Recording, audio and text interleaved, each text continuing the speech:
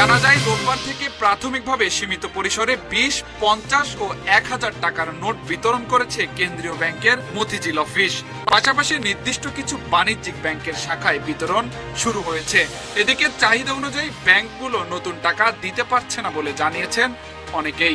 আমরা সাধারণ মানুষ ব্যাংকে পাই না, ব্যাংকে যারা লেনদেন করে একবার ব্যাংকে মানুষ দেয়, ব্যাংক কিন্তু এটা ফ্রিতে দেয়, এটা এখন এটা নিয়ে টাকায় দিতেছে। কালোবাজার ছাড়া তারা আনা সম্ভব না। 750 টাকা বেশি 1000 টাকা, 1000-এ 1550 টাকা চায়। ব্যাংকে টাকা পাওয়া যাচ্ছে না, বিভিন্ন অফিসে যোগাযোগ করার চেষ্টা করছে, নতুন টাকা দিচ্ছে না। ব্যাংকে যদি টাকা না থাকে এখানে পাওয়া যাচ্ছে না।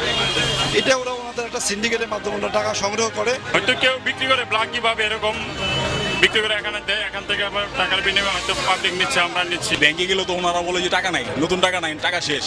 তো এটা তো একটা সিন্ডিকেট দেখাই গিয়েছে।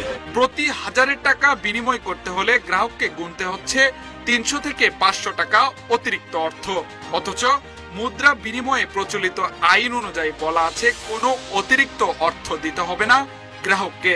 এ বিষয়ে জানতে চাইলে বিক্রেতারা জানান ব্যাংক কর্মকর্তাদের সঙ্গে আতাত রয়েছে দালাল চক্রের সদস্যদের।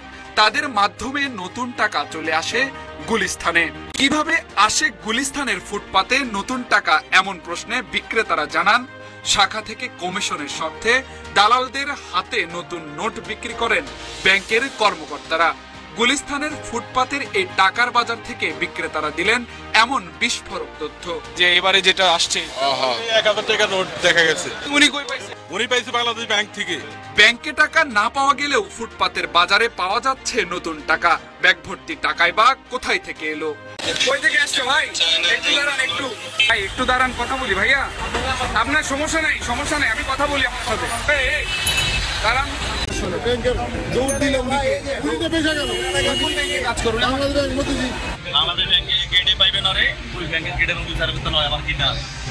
ব্যাংকের থেকে নিয়ে আসছে যারা, তাদের থেকে আমরা সবসময় কিনি এটা। একটু আগে যিনি আপনাকে টাকা দিচ্ছিল উনি কে? উনি এমনি ব্যবসা করে, এমনি ব্যাংকের সাথে পরিচিত আছে, ওই হিসাব করে নিয়ে আসে। উনি কই পেয়েছে? কই পারছে এটা যায় না, কিন্তু ওনার থেকে আবার আমি নিছি।